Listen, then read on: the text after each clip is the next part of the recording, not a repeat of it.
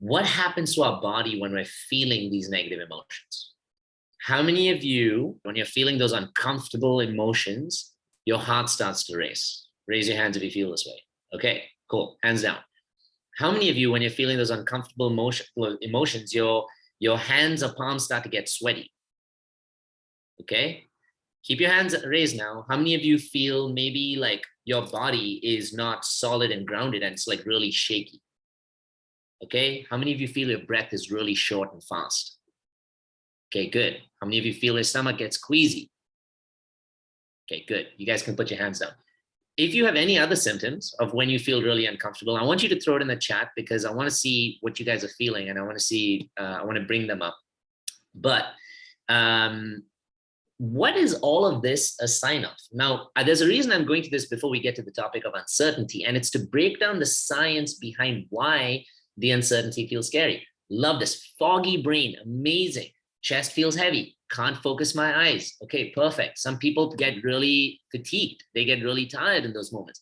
Some people hypersensitive. Love it, Josh. Amazing. So the reason why I'm bringing all of these up is because those emotional responses are emotional responses of a dysregulated nervous system.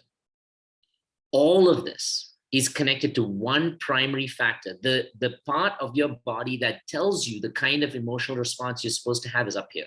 Actually, what people also may not realize is it's in your spinal cord as well. You cry a lot, exactly. All of these emotional responses, they come from here and your primal cord, your spinal cord, which is basically your central nervous system.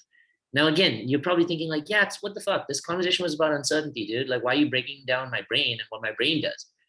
Because your brain is what creates what makes you think or feel or assume is what's uncertain.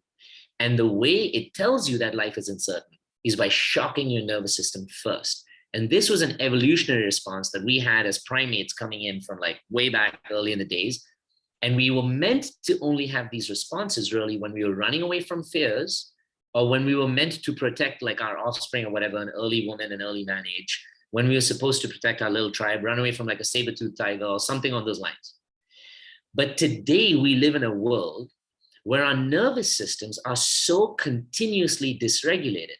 And the dysregulation happened in our childhood. The dysregulation happened when we were really young, most likely, either through some version of trauma, whether it was rejection, was abandonment, whether it was even just being invalidated. A child's nervous system is so sensitive. It's like a sponge. And I've explained this to you guys in the gauntlet before. I'm not going to go that deep to tell you exactly how, but as a child, your entire being is like a sponge. The only way you know who you are is based on how the world around you treats you, because you don't have a forebrain. You can research this. It's really powerful. Your nervous system is the same. So your sense of safety for yourself, your sense of being for yourself is based on how your environment or your space or the reactions or love or care, support for you make you feel. Now, what happens if your environment was a little traumatized? What happens if your environment had loud, like heavy dysregulation? What happens if your parents were just not around to soothe you and regulate you because as a 3-year-old, you have no fucking idea how to soothe yourself, right? What happens if your environment had people emotionally unavailable to be able to understand, feel you, and discharge your emotions from your body? Then now what happens is you start to process and live with a dysregulated nervous system. The biggest thing, you guys brought up a few beautiful words. Someone said, when I don't know what's happening, when I'm not in control, any of those things. Control was a huge word there. Now, in this case, would you say that if we were able to have that, I am putting this in air quotes for a reason, control, that we would feel, and again, in air quotes, safe? Would you all agree? That if I was so in control, it would give me this idea that, yeah, I feel pretty safe about it because I know the way it's going to go, right?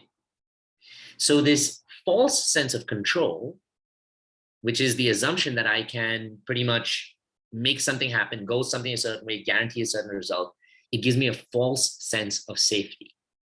And the more I attach to a false sense of control, the more I'm giving myself a false sense of safety. So what's so crazy is that the more I'm attempting to control something, the more I'm actually creating the opportunity to be dysregulated. Do you see? Because the more and more I'm having a false identity, a false section of safety, whether it's in a relationship with someone, which is why we either overcompensate by trying to people please, or we try to run away from emotions because it's scary. It could be in a work situation where we try to work over hard because we're like, this will guarantee I look good to my boss or something else, or at least I'm proving myself so I feel safer about my position and the fact that I can get validation. It all comes back to one very strong point: the safety of love. Now you may think again, well, yeah, it's my work situation. Like, how does this matter? Or like, if I'm taking a flight, how does this matter? Because rewind back to your childhood. If we had an environment which not only was filled with so much safety, regulation, while there was excitement. Now here I'm going to talk to you about how excitement plays a huge part in a regulated and dysregulated nervous system. But if we had a place where we could feel safe to be excited, listen to those words carefully, where excitement could still be safe excitement, where there could have been loud noise or movement or enjoyment or whatever, but it felt safe. If we had parents and a situation and a community that validated us and helped us make it feel safe. If when we came back from school because something shitty happened or someone bullied us or whatever else, and we came back and we received that level of safety, comfort, and validation, now we start to process ourselves in our life with a more safe nervous system. Fast forward all these years back to where you are today.